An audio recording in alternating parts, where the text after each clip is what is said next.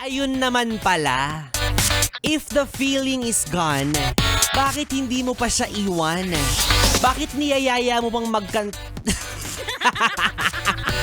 magkantahan? Ito naman. O diba, ayan yung mga yes pre natin na tinatawag nating mga urong sulong. Oo, yung mga yes pre natin na walang paninindigan sa kanilang nararamdaman. O ikaw, kung alam mo na hindi mo na gusto or mahal yung tao, bakit nananatili ka pa rin sa buhay niya? A. Masarap siya. B. Dax. Hoy, mali yan ha. Patawa-tawa lang ako dito pero mali yung ginagawa mo. Oo, kapag ayaw mo na sa tao, pag malinaw na sa puso't isip mo na hindi na siya ang iyong tipo, pakawalan mo na. Sabihin mo na sa kanya, ipagtapat mo na. Deserve niyang malaman ang katotohanan. Diba? Kasi maaaring siya, giyang pa, in love pa sa'yo, baliw na baliw sa pag-ibig mo. Ikaw pala, wala na. Diba? Wala nang natitirang pagmamahal para sa kanya. Unfair yon. Kaya ikaw, naiintindihan ko naman na sadyang na fall out of love ka lang talaga siguro. O sabihin na nating nakahanap ka na ng ibang ipapalit sa kanya. Pero again, still, you have to inform that person na wala ka ng pag-ibig para sa kanya. Oh! Abdi! Diba? Para makanta niya na yung kanta ni Jayang, wala na bang pag-ibig.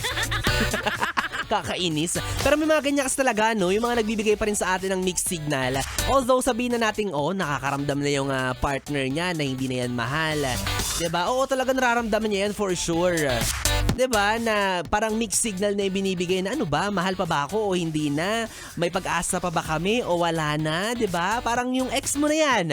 Yung ex mo. Yung ex mo na pabago-bago na sinasabing break na daw kayo. Pero kinabukasan, panay naman ang I love you sa'yo. Gulo nga kausap niya. Diba? Parang yung jowa mo nakahapon lang mahal ka tapos ngayon na fall out of love na daw siya. Ganun kabilis. Parang kisap mata, diba? Kahapon lang panay kiss. Kahapon lang panay sabi na, I love you, hindi kita papakawalan, akin ka lang. Okay. Kakainis. Ay nako, ganyan talaga sa buhay mga yes friend, no? Hindi talaga maiiwasan ng mga pabago-bago. Diba? Yung mga bagay na bigla na lang nagsishift. Yung akala mo okay pa, hindi na pala. Parang yung wallet mo na matambok tuwing katapusan. Numinipis kinabukasan yan. Yan naman ikaw, yes friend, kung nakaka-relate ka sa ating usapan. Usapang fall out of love. Kawawa naman yan. Halika dito, ako na lang ang samahan mo. Baliktad. Parang sasamahan na lang kita. Sige, ako na mag-a-adjust. Magsamahan tayo, no? Samahan natin ang isa't isa sa gabing ito. Dahil kapiling mo na po ang bibi mo sa radyo, ang DJ na mabilis bumayo. Pero hindi magbabago ang pagtingin sa'yo. Yes, pagtingin ko sa'yo nandidilim. Ako po si DJ B-Boy. B-Boy na pwede mong makatabi hanggang mamayang alas 12 para sa ating BB Time. Kaya naman dito ka lang sa istasyong No Problem. Ang 101.1.